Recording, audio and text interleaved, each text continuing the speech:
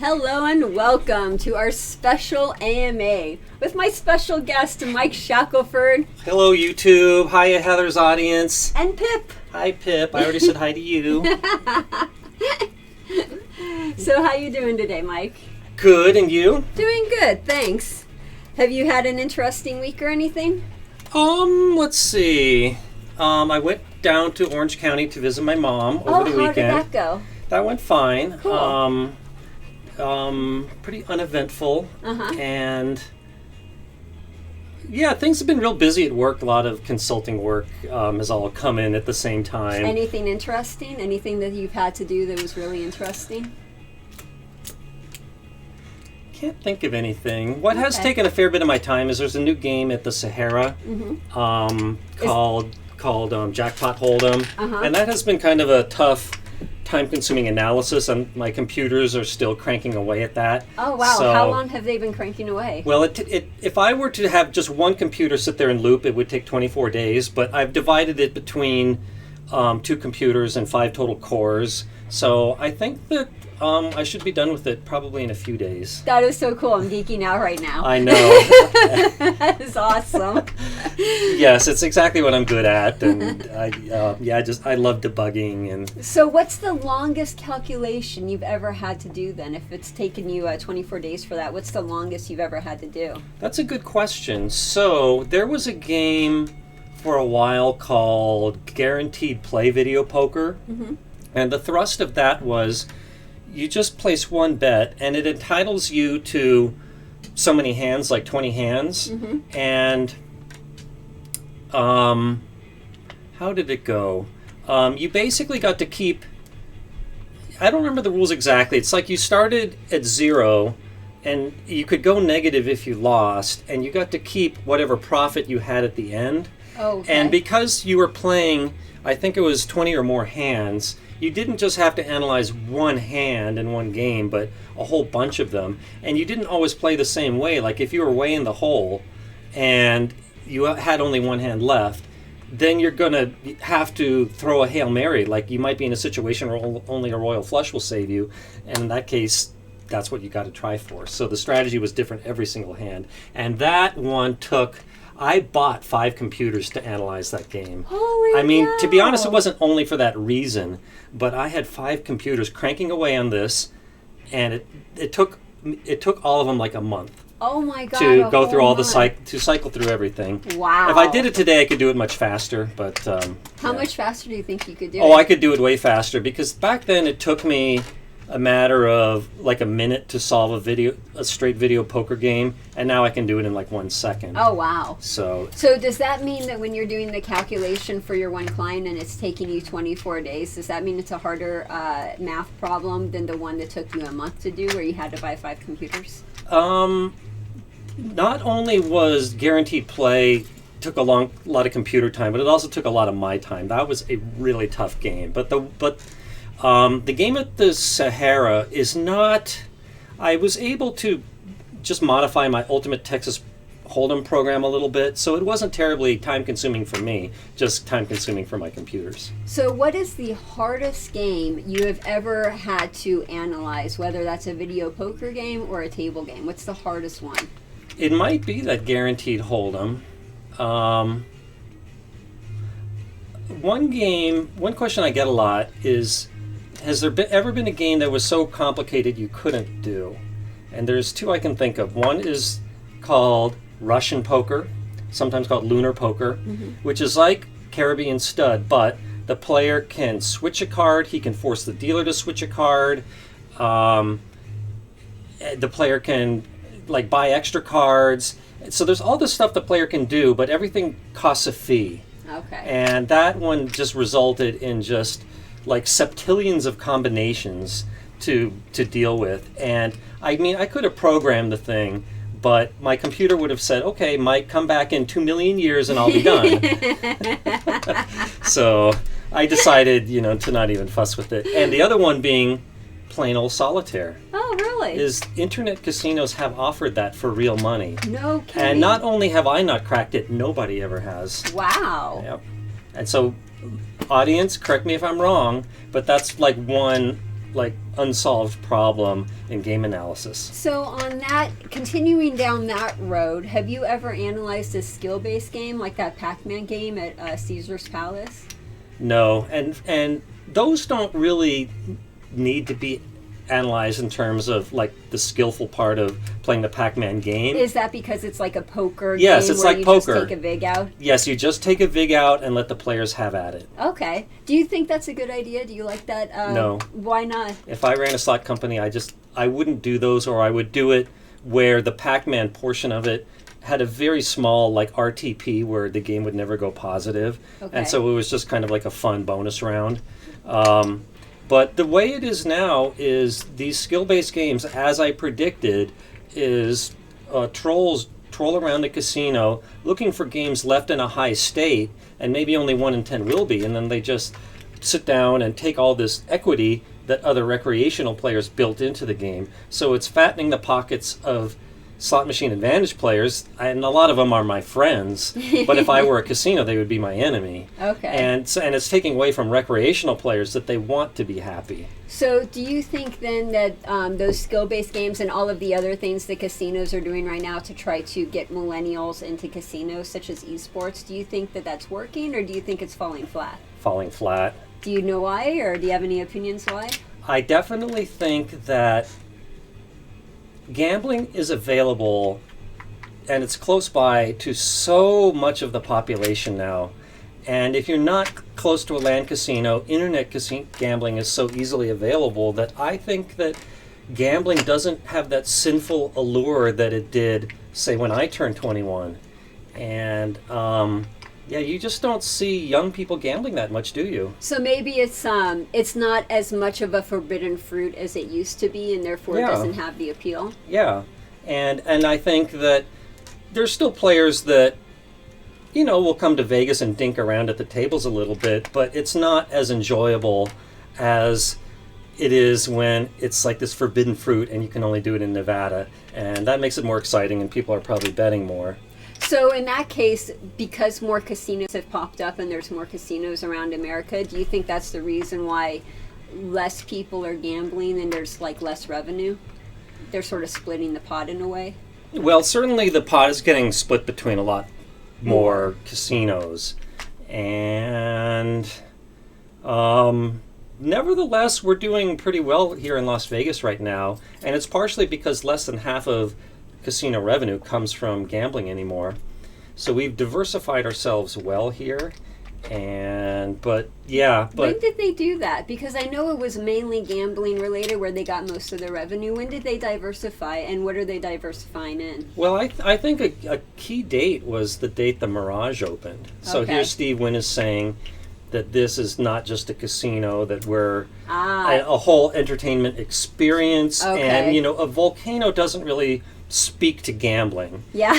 So Yeah, it really doesn't. Well, same with, the stratosphere, jumping off the stratosphere, or doing the Yeah. zip lines at the links, Yeah. or, Fremont, or, so I could see what you mean about it being more of an entertainment type of city. Yeah. And I'm glad that they didn't do what they were doing in the 90s where they tried to make it family friendly and Disneyland friendly and all, kid friendly. yeah, I'm glad they're not going that way. It's more like adult entertainment. yeah, Adult fun. yeah, That's nice. yes, Should we see what people are saying on the chat? yes. Okay, cool. So thank you so much for joining us. Thank you again Hello for again.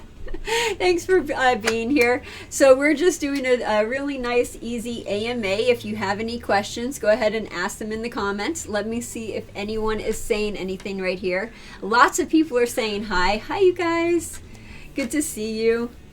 So Intergalactic Press says, can anyone join the AGA? I think so AGA is the American Gaming Association. Isn't that more of a lobbying company? That's what I thought. Yeah, It and wasn't it's, like a thing that you joined. right, it's not like a membership. It's more like their lobbying efforts they're representing casinos, but it's for the legislator. Yeah, for the that's what I thought. Okay. Yeah, Cool. but don't really know. And then Wayne says, what is a slot machine advantage? Can you please explain? So I could talk about this all day, but here in Las Vegas, on the Las Vegas Strip, the house advantage on like the video slots is going to be 10 to 12%, and at the locals casinos like the Suncoast, it's going to be lower, like 5%. Now, when you're looking for a video game or a video poker game that you're trying to play, a lot of people look for those 99-cent returns, and then sometimes you can actually find a video poker game where it's over like 100. It's like 105 or 107. Should people? Do you think that's a good idea to spend a lot of time searching out those video poker games, or do you think the return on those are so minimal that you have to play so many hands per hour for so long before it actually makes a difference? Well, if you're going to play video poker anyway, you absolutely should look for a good pay table. Now, I don't think most people are going to want to drive way out to, say, the Red Rock to play a 25-cent, 100% game. Don't knock the Red Rock. I mean, I like the Red Rock, but it's way out there, people. So I think for most players, like if they're staying at the Mirage, that's where they want to play. So they should look for the best available video poker that they have at the Mirage or maybe nearby, and the website vpfree2.com has great information about what are the best games at every single casino in America. And sometimes it's outdated, but yeah, it's a great resource. So say that again, VP32? VP Free 2. Free 2. Yes, okay. VP FREE.com. Okay. Great website. Do they have an app, or do you know of any mobile apps that would be good to figure out the pay table? Video Poker Wizard. Oh, okay. There you go. And also on my website, Wizard of Odds, I have my video poker cheat sheets that it's like a 5-page PDF document where you just look up any game, say triple-double bonus, and I have all the most common pay tables and the return on them. Oh, cool. That's really nice. Thanks. So wizardofodds.com, right? And then you go to the slot machine area, and where do you go from there? Yeah, video poker, then click, I would say, return tables, and then I think at the top of the list I have my so-called cheat sheets. Okay, and that's what you want to look for, so check that out. And I have an announcement to make. Oh, good. I know this is your show, but Are you going to make this announcement on your show? Yes. Okay, good. Should I wait till then? No, I want to hear it. Okay, so, I've been talking about my book, and the physical copies have finally arrived. Yes! And I only heard this morning, so I haven't seen it yet, but I'm going to get them tomorrow. Yes! Awesome. Thanks. Oh. And I bring that up because there will be a lot of pages devoted to video poker returns. Perfect. As well as video Keno. Are you going to be selling any versions that have your autograph in them for maybe a slightly more, for a higher price? My autograph's not worth anything. Stop that! No, yes it is. Oh my. Well, thank you. No, but okay, well, it's funny you ask because I told Anthony Curtis, my publisher, that I would come by tomorrow, and he asked me to sign some of them, which I'm happy to do, and I'm sure they will be the same price. Awesome. But probably like the first so many people to buy them probably will get an autographed copy. And I'm sure he's keeping one for himself. Well, he keeps copies of all his books. Cool. Thanks. Well, let's see if anyone else has any more questions. So, okay, Intergalactic Press says, so for G2E, do you need to be a member of AGA to attend? No. Nope. Anyone can. Yep, anyone can attend G2E, and actually you could do it for free. I usually post a link on my Facebook and Twitter page where you can actually go and get the tickets for free. That's usually in September that comes out. And that's pretty much all you need. You just need to be here and sign up and register for free, and then anyone can go to the exhibit. You can't go to the panels, you can't go see, speakers, but you could go to the exhibit, and the exhibit's fun. Yep, exactly. And I will post links to sites where you can get a free pass. And you've been going for over a decade? Oh, more than 2 decades. I went back when it used to be called the World Gaming Expo, and I think my first one was either 99 or 2000. Oh, wow. So what was it like to see it evolve? I would say that it used to be better. I would say that the swag they gave out was more... I'm sorry, I forgot to turn off my phone. It's okay. Yeah, the swag was better. They had more celebrities. They did not have the food area like you needed a special pass for. Okay. So when you got hungry, you can go to the food and beverage area and eat tons of food for free. That's cool. And wine too, right? Because they yes. still have the wine? Yes. That's cool. Yes. Now, do you think it's more commercialized, or was it just, better swag, better amenities, better additional things? It might have been that there's too many moochers, people that go for the fun of it, that aren't in the... You're in the gaming business. I am, but I go for the fun of it. I mean, I take advantage of the fun too. So guilty as charged. Who doesn't? But I feel no guilt because I am in the business and I write about the show and it's important to me. And I post pictures of myself with like shirts and stuff that I get. Like we posted all the pictures that we took together, like at Star Trek. That was fun. Yeah, I like that. So yeah. Yeah.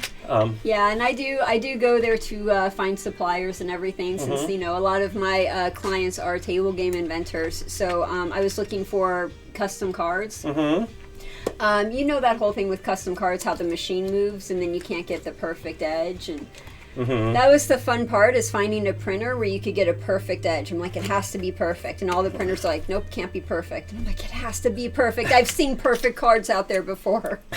I didn't know you were such a perfectionist. When it comes to that, yeah, because I don't want them to edge sort, like when you're making custom cards and you have the design go all the way to the edge, it has to be perfect, because if it's not even a 2-degree slight incline, then you can sort the edges or edge sort.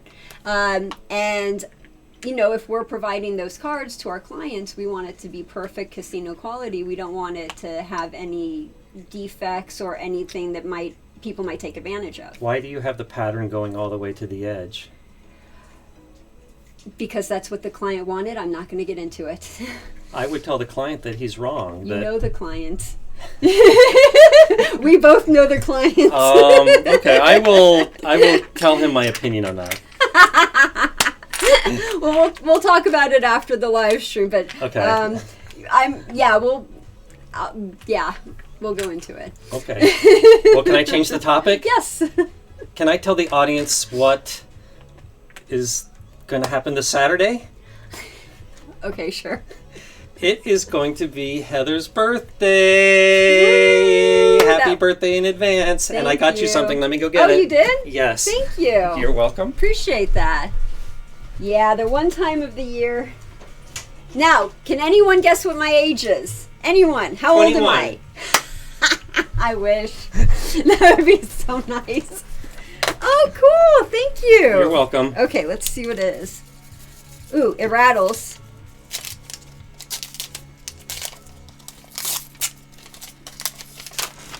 Oh, that's so freaking cool. I love that. Thank you. Oh, you're welcome. Oh, that is so awesome. Okay, I don't know if you guys could see this. Let me see if I could show this to you. A necklace, and it's an atom. I love science. Huge science fan. And this is perfect because I used to have these atom earrings that were my favorite, that I wore all the time, like everywhere, right? And I lost one of them and everything, so I was upset about that. So now I'm like super excited because now I got the necklace. And who gave you the atom earrings? You did. I'm sorry I lost one.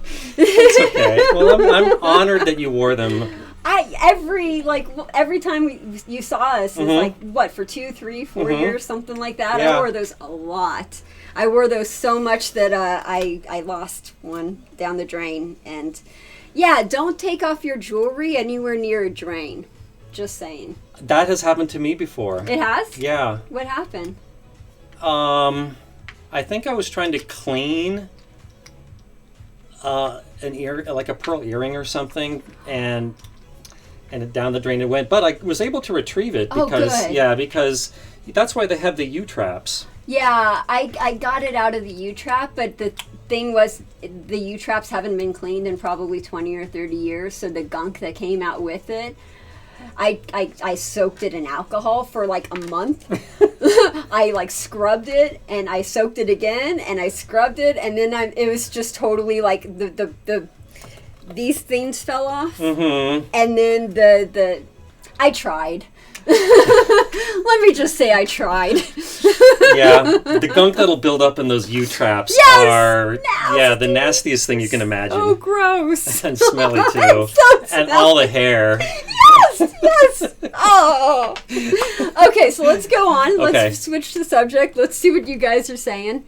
Oh, cool. Some people, so one person says 25, one person says 32, and one person got it 38. I will be 38 years old. 38. I am old. Well, you are looking great for 38. Thank you. I appreciate it. I think you look more like 28.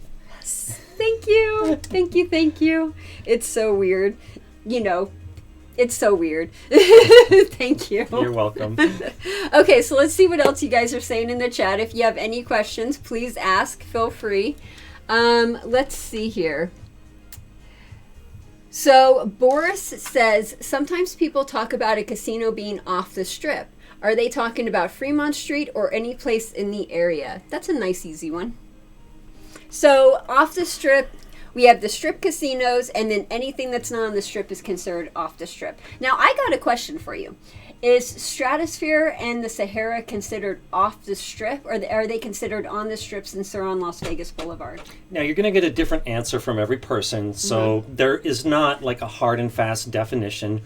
For me personally, I have three groups, the strip downtown and everything else. Everything else, I might call it, I don't like the term off-strip casino. What about because locals? It leads to exactly this confusion. Locals Yeah, casinos. I would probably say a locals casino and something like that. So strip, downtown, locals casinos. Right. So I would say that the strip casinos would run from the Mandalay Bay to the Sahara. Okay. And why do I draw the line there? It's kind of arbitrary, but once you cross Sahara, it's like a completely different... You suddenly go to this very seedy area, and it's just totally different. Well, so if you include the Sahara, do you include the Stratosphere too, or is the Stratosphere considered a locals casino? I just kind of I would just put that like in the miscellaneous category. What other casinos are in the miscellaneous category? Not strip, not free, or not strip, not downtown. I would not say that the locals. Rio is kind of hard to classify because it's not on the strip, but yet it gets the same kind of clientele that the strip does. That's true. Same with the Palms. But I would count like the Gold Coast as a locals casino, even though it's right across from the Palms and the Rio. But it just has a totally different vibe and clientele. Well, what about Sun Point? You mean South Point. What about South Point? South Point. That is definitely a locals casino, and it's a great one. Okay. Definitely. Even though it's technically on the strip.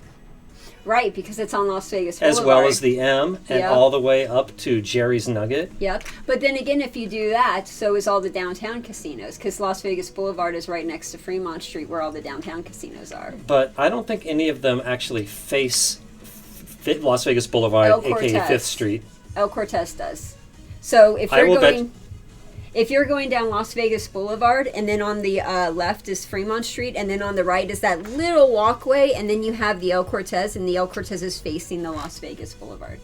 But there's just that little walkway right there. You know what I'm talking about? I'll bet you $1 you're wrong. On which part?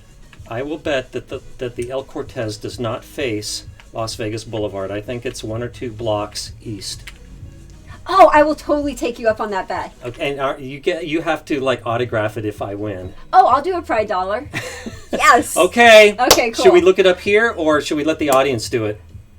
I don't know. Yeah. Okay, audience, go to Google Maps. Yep. And look at the El Cortez and tell us, what does it border Las Vegas Boulevard, and might they call it 5th Street? Not border, face. Does it face? Oh, Las I agree. Vegas It faces Boulevard? it, but it's like a block away. No, it's not. It's just that one little, like, you have that one little. But there's no way it would have Las Vegas Boulevard as an address. Oh, no. I wasn't saying so Las Vegas Boulevard was address. I just okay, said so it was I think facing it. I think we had a misunderstanding Oh, then. Okay, so no bet. Okay, no bet. Okay. Because I know the address is in Las Vegas Boulevard. I know that. It's probably Fremont Street because that's where the door is. Maybe. But yeah, I think it's like on 4th or 3rd Street. But as far as being on Las Vegas Boulevard, wouldn't that be like Neonopolis? Yeah, that probably would be. Okay. But I don't think any downtown casino has, like, on their mailing address, Las Vegas Boulevard. Gold Spike? That's no longer a casino. Okay, but the residents that live there, would they put Las Vegas Boulevard on their address? No. I don't Okay. think so. I think that's on 4th Street or Fifth? No, yeah, 4th, Fifth. maybe even 3rd. Okay. But I think it faced like Ogden or Stewart. Okay. Anyway, something like that. Boring topic. So let's get back on track. Okay.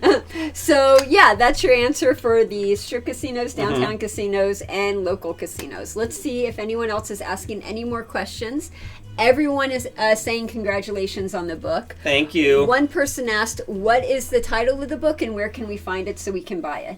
The title is still going to be Gambling 102, and I'm sure you'll definitely be able to access it through Huntington Press. Okay. I'm sure it'll be available on Amazon too, but there might be a delay. So the fastest you can get it, I'm sure, will be through Huntington Press. Okay, and So that's huntingtonpress.com? I believe so. Okay. Yep. Sounds good. Do you know? Do you happen to know how much they're charging? If you don't, that's okay. It was just Yeah, basically I don't. Curious. I think the first version was $14.95. Okay. I think. Cool. So. Give or take. Yeah. Okay, so let's see if anyone is saying anything else.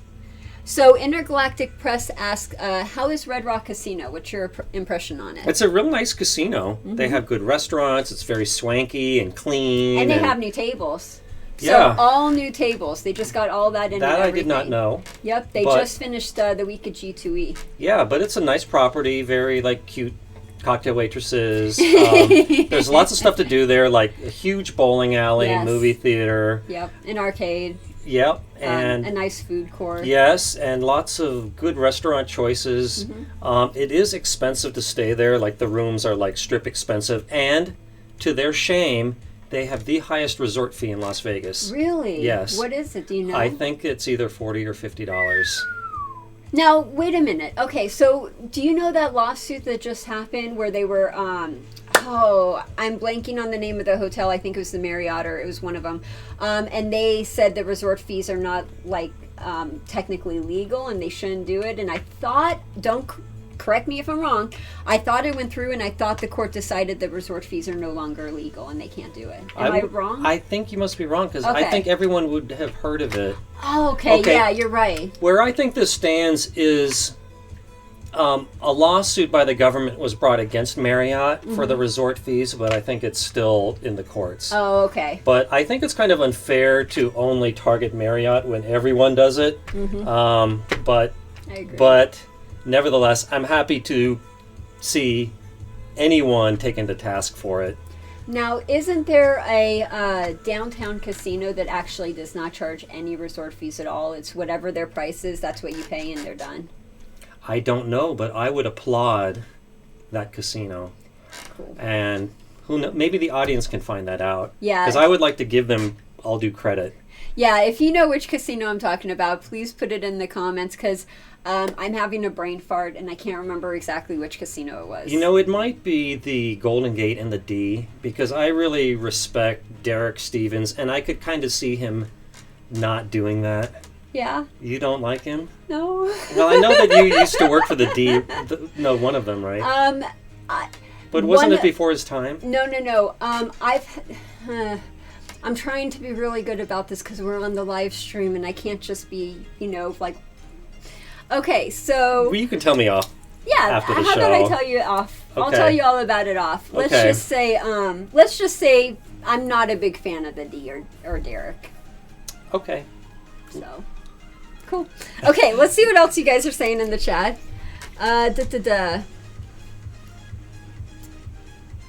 What's being built next to the zip lines on Fremont Street? Yeah, that's the Cerca, right?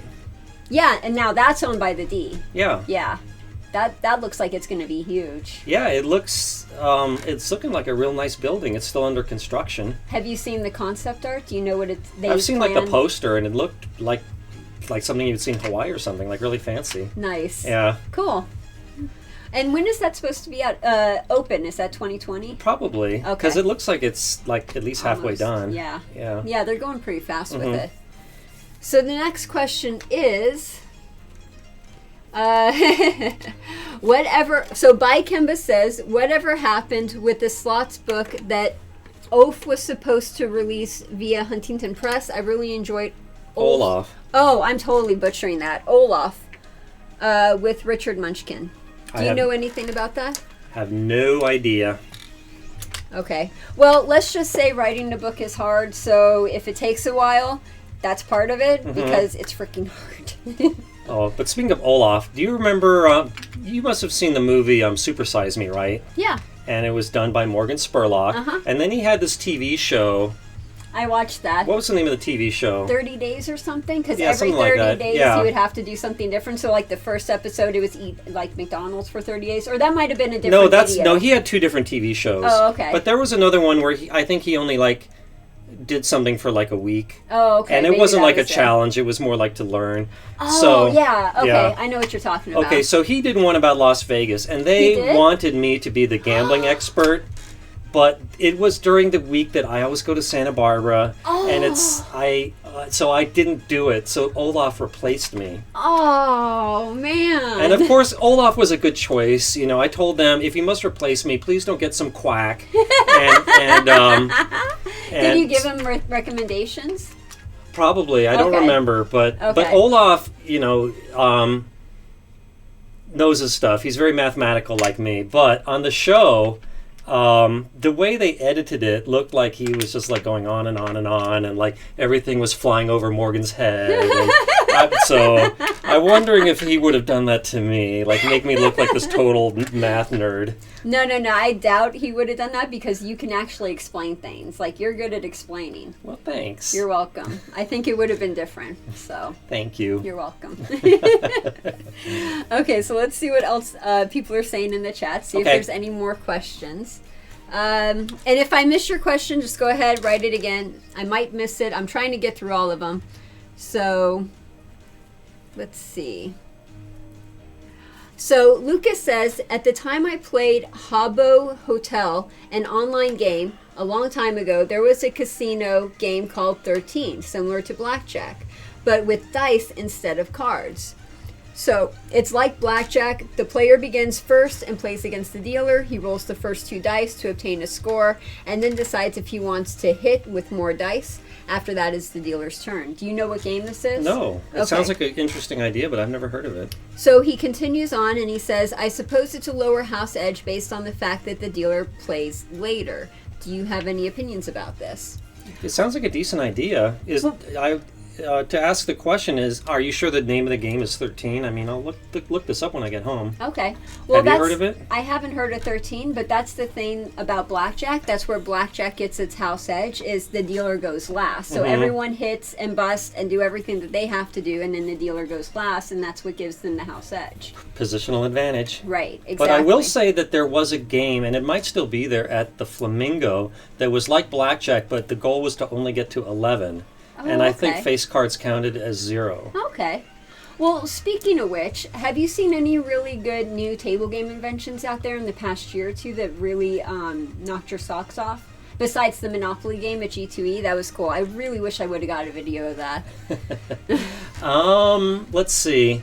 There happen to be 4 new table games on the strip right now. Ooh. And I was going to talk about this as well on my show. Oh, which, by the way, Mike Shackleford will be doing a show at 3 p.m. at The Odds Must Be Crazy. So Yep. join us in 30 minutes on Mike Shackleford's YouTube channel. Yep. So, I don't know where I was going with that. Yeah, but Anyway. thanks for the nice plug. You're Well, why welcome. don't I talk about these 4 new games on my show? But I'm really tough to please with games, and has there anything that's really knocked my socks off? Not really. How about, okay, so maybe not in the last year or two, but what game has knocked your socks off the most the entire time you've been doing this? Like, which one really stands out in your mind?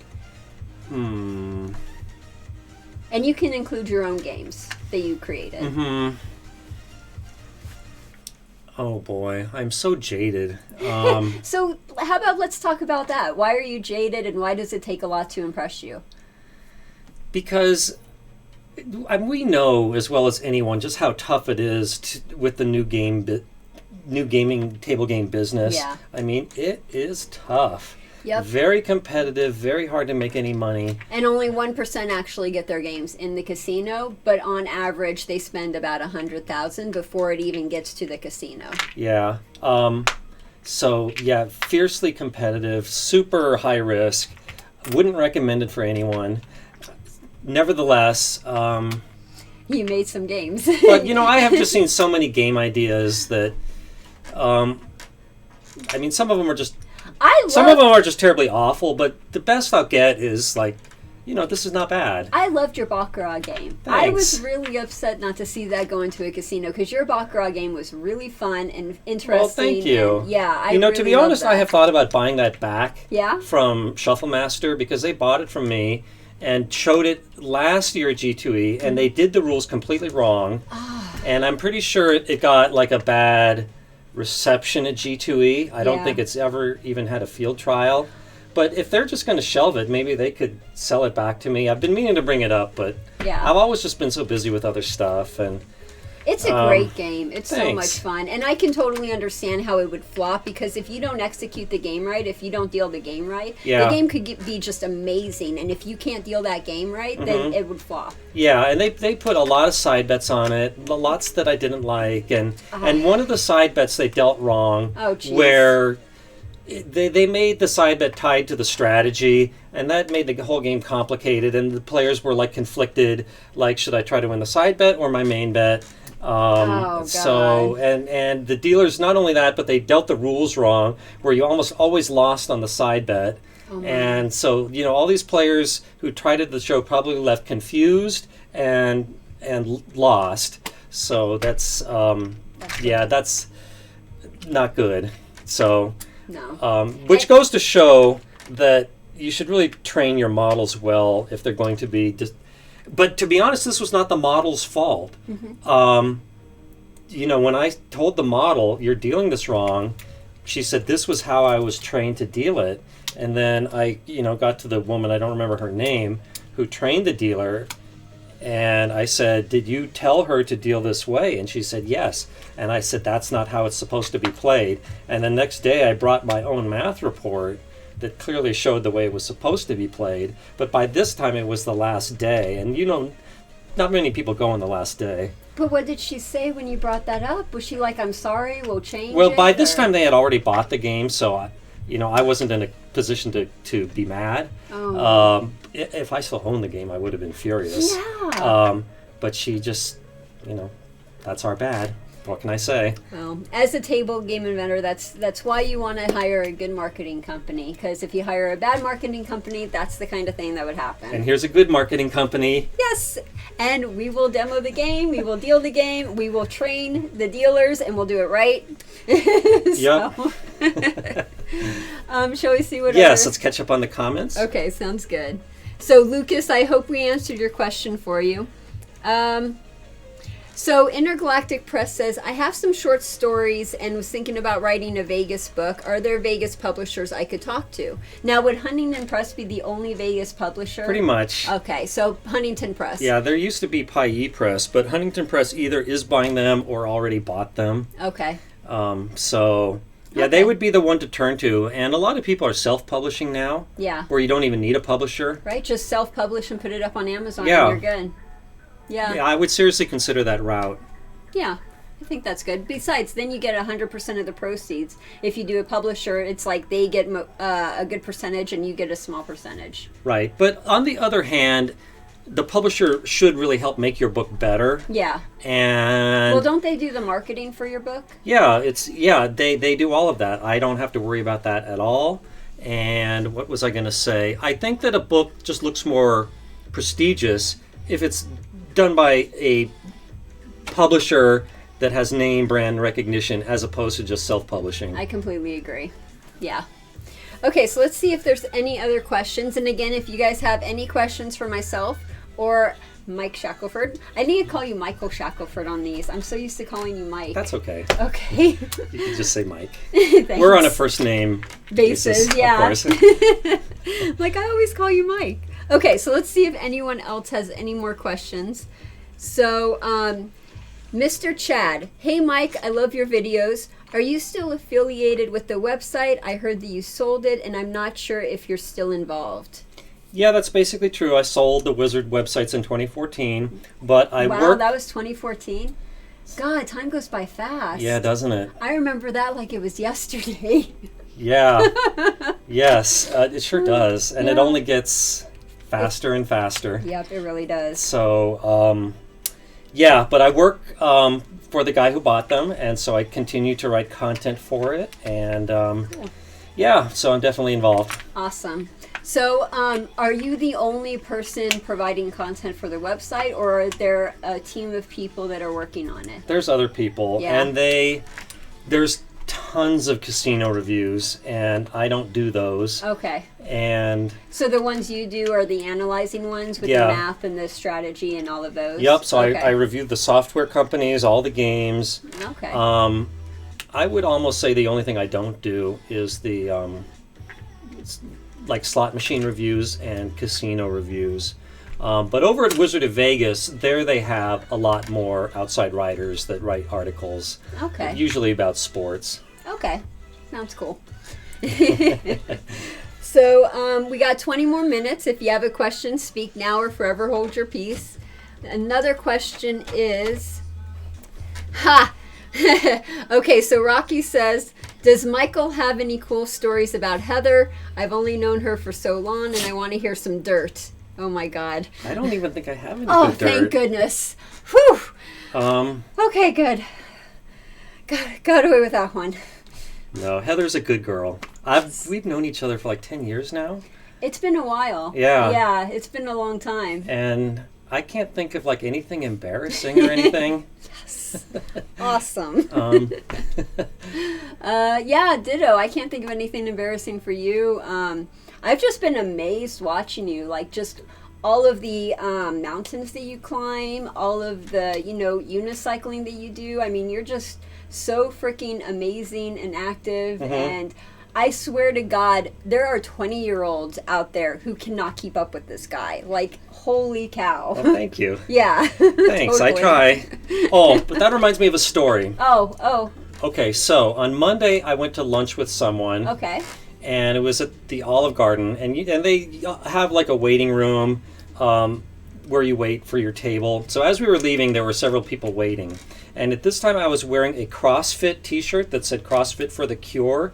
And it's not that I do CrossFit, but one time I did a fundraiser there, and I came out of it with this T-shirt, which I happened to be wearing. And this guy waiting for a table sees it, and he just out of nowhere he says, "You're not in CrossFit." I mean, isn't that so rude? Yeah. That's like saying, "Hey, you're fat," something like that. And I said, "Well, like, how do you know? I work out." I challenged him back, Yeah. How rude. Yeah. So, but it made me feel bad. Like, And you shouldn't, because do I have to look like a CrossFit, athlete? I think that, And I don't take it to that extreme. I bet you could kick his ass when you go, hiking on mountains or kayaking. Absolutely. Or, unicycling. Right. I mean, yeah, maybe he could, if it was like who could do more push-ups in 5 minutes, yeah, he probably would win. But, who could do, hike more miles in a day, who could bike more, I think I would, win.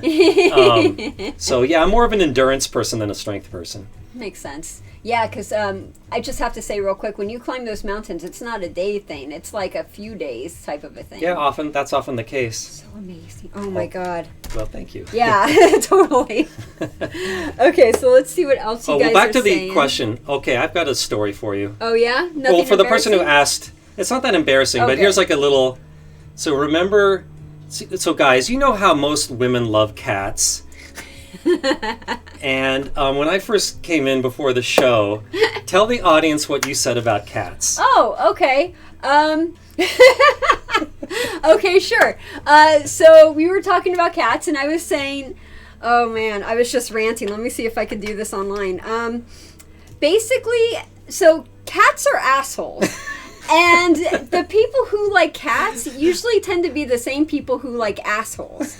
And Mike was saying, well, don't most women like cats? And I'm like, yeah, most women like assholes too. That's part of it, It's that type of personality. Like, I like dogs because, I like actually getting love and attention when I come home. So, That's why I like you. You're so honest and so different. Thanks.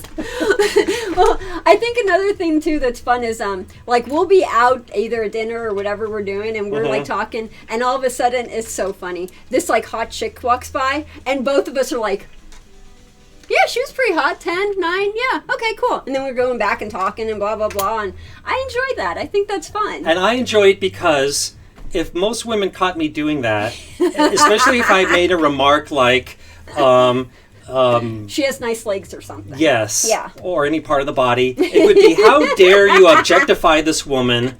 You should be ashamed of yourself. Do you only view women as a piece of meat? But no, you would be happy to. Women are beautiful, and there's nothing wrong with Absolutely. noticing and admiring them. Absolutely. Yeah. You know, what's so wrong about appreciating the beauty? And I can compliment a good-looking man, too. Yeah, exactly. And there's a difference between noticing a woman and noticing how beautiful she is and appreciating her and actually treating her like a piece of meat. You know, like there's plenty of people out there who only use women for their bodies and not their brains. For example, party pits, you know. And that's objectifying women. That is not good. But if you're just noticing someone who's walking by and she's gorgeous, and nothing wrong with that. Absolutely. Well, let me get your opinion on this. Okay. You don't watch Survivor, do you? No. Okay, so it happens often on Survivor, including this season right now, Okay. where some of the women try to form a women's alliance. Okay. So if you were competing on this show and some of the other women come to you and say, Heather, join our women's alliance, what would you say? And let's say that some of the women you don't exactly like, but also some of the men you don't like either. You know, it's you like some and don't like some people of both genders. Well, see, here's the thing about Survivor. Whatever you do is based on strategy, right? It's based on, so it's not based on like whether you like them or whether you don't like them. It's based on like whether you think those people are going to win the challenges or not, right? I could talk about this all day long, but yeah, that definitely comes down to it, like who's going to help your tribe. Right. So wouldn't you like be logical and pick the person who has the skills and the attributes that would help you win the challenges? Yes, but personalities definitely do play into it, and every single show there's people that don't like each other, and usually about these personality conflicts are where alliances tend to start. Like there's the alliance that likes this person and the alliance that doesn't like this particular person. Well, in that case, I would say it really just depends on the women and the men. Because if you have, and I'm just using this as an example, you know, those really hot, blonde Californian women that are sort of stuck up with their nose up in the air and they think that they're... I'll take the guys any day of the week. Like, no, I am not going anywhere near that. Now, if you have, like, some nice, homely gamer girls that aren't like those beautiful, you know, but they're actually, like, you know, really smart and they can get stuff done, and yeah, I'll be with them in, like, a heartbeat. So you would be with them not because of the gender, but just because you like them? I would be with them because... I feel like there are some women, especially the beautiful women, where that's all that matters. It's not a matter of skills or brains or anything that you bring to the table. It's more like your looks, your personality, and who's bitchier. I try to stay away from those people. Now, if there are people there that were actually like using their brains and being very strategic and they're actually trying to win and it's not about, you know, drama, I would go with them. Okay. I think, yeah. So, what would you do? Well, never once on Survivor, and I've been watching it from the beginning, have I heard of a men's alliance. Just absolutely never. And frankly, I think that's as it should be. I don't like it when people try to separate each other based on race, gender, sexuality, anything appearance oriented. I think it should be over more substantial things. Yeah. So I would probably be only like pretty much the same answer as you. Only if I like didn't like any of the women might I do that. But it wouldn't be because they're women. It would just be because I didn't like these particular individuals, and it was just coincidental. Yeah. They all had the same gender. Yeah. Now, this is just a social commentary. Do you notice that, and it's not just women, it's men too, do you notice people who look like really attractive, they tend to be sort of more snobbish. Oh, of course. Okay, so it's not just me. Oh no. It's, Okay, cool. Yeah.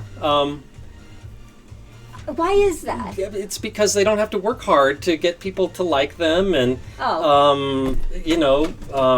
like hot women, probably men pay attention to them, and like the sparkle ponies at the Burning Man. Burning Man. Yes, exactly. So that would be a good example. Mm-hmm. Got you. Are they sparkle ponies, or did I call them? No, that's absolutely right. So Okay, they're cool. these hot chicks that just prance around and ask for freebies, and of course, people, especially men, offer them food and drink and anything they want right and left, so they can show up completely empty-handed and everyone treats them like a queen. Yeah, those are the people I'm talking about. If it was a group of those type of women at Survivor, I'm staying as far away from them as possible because they're not winning. You know they're not winning. So let's see what else you guys are saying in the chat real quick. We got 10 more minutes. Actually, we're going to cut it short a little bit. Let's say 5 more minutes, and that should give us enough time to set up for yours. So 1, maybe 2 more questions left. Wow, I missed a lot. Sorry, you guys. Somebody made the Mr. Spock hand. Miplet says, if you were on Survivor, would you rather have a physical or a mental challenge? What would you prefer? Mental. Really? Oh, I of thought you would course. do the physical. I'm pretty bad at throwing objects, and so many of their challenges are like throwing coconuts through a hoop or something. Okay. That I would totally suck at. If it were really endurance, like say swimming a long distance, things like that I would be good at. Do you know the challenges beforehand, or do you No. find out? Okay. Yeah, with rare exception, they have no idea what the next challenge will be. So and in all fairness, I'm not terribly good at word puzzles, and I'm probably no better at, say, a jigsaw puzzle. I thought you would be really good at word puzzles. So I'm actually just average, like in Scrabble. I mean, I can hold my own, but I'm not that great at it. I think you just blew my mind. Like, I imagine you to be, like, really, really amazing at anything that had to do with, like, mental or physical challenges. Well, but I'm really good with things that are logical. But lots of times they'll have on Survivor, like, just a bunch of, like a jigsaw puzzle that has lots of letters. Okay. And you have to figure out what it spells. So it's like an escape room, basically, right? The object is just to complete the task before the other team. But the tasks that they give you are tasks similar to an escape room where you have to try to figure out a puzzle? But they're more simple. Like, they tell you, here are the rules. Whereas an escape room, they say the object is to escape, but that's all they say. Yeah, you're just thrown in the room and you don't know what you're doing. Yeah, and for the first 10 minutes, it's, you're just trying to find what direction to go in. It's like the challenge is to find out, like, what the challenge is. Yeah, that's true. That's a good point. It's kind of like the game Myst. I love that game. Oh, me too. That's so cool. Can you name the 4 different ages? Oh, hell no. I can't even try. Can you? Candlewood was the one with the trees, right? Right. And then there was... the one with the stars. That was one, That was on the main island. Oh, okay. Okay, can you name the 2 sons? Cirrus and Agonar. Oh, okay. No, last time I played that, I was in high school, and I played Myst 1, 2, and 3. So did I. Yeah? Yeah. Myst 2 I thought was pretty good. Myst 3 I wasn't crazy about. And then there was another Myst game, but it was like by somebody completely different, and it just had a different feel to it. Yeah. I didn't even finish that. I agree. Did, all honesty, were you able to finish the Myst games without cheating? No, I had to look up through a couple walkthroughs and everything. Yeah. Yeah. I mean, Riven was really tough. Like, there's was. places where you have to, like, click on just the right pixel. Mm-hmm. And it was really hard. Yeah. Yeah, no, I did have to look up walkthroughs. Yeah. So I tried to go through a game without a walkthrough, but if I'm stuck and there's no way I'm continuing, I will break down and I will look up a walkthrough just so I can continue the game. Mm-hmm. Yeah. Mm-hmm. Yeah. Me too, I must confess. Cool. Oh, hey, cool. We got a super chat. Nice cat story. Thank you, Rocky. Much appreciated. So, speaking of cats, Boris says, what about Journey the cat? Do you know Journey the cat? Oh my God. So there's one of my viewers is Eric, and Eric has a cat named Journey. So whenever we're doing the tournaments, Eric and Journey are both playing, and it's hilarious. I mean, this guy is so freaking funny. He's like, I think Journey just like hacked up a hairball, so I think she's saying to stay on that. I mean, it's just funny stuff, you know? So Journey's cool. Journey's like a dog reincarnated, so that's different. If it's a cat that acts like a dog, that's totally different. And then there are dogs that act like cats, like Pip. Pip's one of those dogs. So, you know. Okay, so anyway. How are we doing on time? Okay, so we should be ending it here. Let's see. One last question. I don't know why you guys are asking about ferrets, but what is your opinion on ferrets? Do you like ferrets? I've never had one. Don't really know them very well. I tend to not like animals that have kind of like the tail like a rat. Oh, really? For some reason, I just find that those tails not attractive. Okay. Yeah, but I don't want to say anything bad about them because I don't have enough experience. I'll say something bad. Okay, go ahead. They stink. Dude, oh my God, they stink. I mean, they're all nice and cute and cuddly, but their like claws really scratch you, and oh my God, the stench. Like, we had in high school a friend who had a ferret. I would not go into the room because the room smelled so freaking bad. Oh my God, ferrets smell so horrible. What's your position on guinea pigs? Well, I know you have So you can't say anything bad. I like guinea pigs. Guinea pigs are cool. great. Yeah. Yeah. No, guinea pigs are cool. I don't have anything bad to say about guinea pigs. Yeah, I bred them through high school, and I sold the babies to pet stores, and So cool. but I got attached to so many of them. Would you have another guinea pig, or was Yeah. your last baby? Well, now we have a dog, and once you have a dog, kind of a guinea pig is, Yeah. it doesn't measure up. Well, your guinea pig was old, wasn't it? Yeah, so yeah, we had a guinea pig, and who passed recently. Yeah, I know. I'm sorry. Yeah. So, but when that's all you've got, you know, Yeah. I just loved my guinea pigs to death when I had them. It's cool. Yeah. Well, I think we're going to call it good for today. It's almost 3 o'clock, and we got to set up for Mike Shackleford's live stream at 3 p.m. If you guys can, please join us at The Odds Must Be Crazy. We will see you there in a few minutes. And if there's anything we didn't answer, any questions that you want answered, go ahead, join us on there, ask the questions there, and we will see you in a minute. See you soon. Thanks for having me, Heather. Oh, thank you so much for joining. Appreciate My pleasure. it. Okay. Thank you, guys. Bye.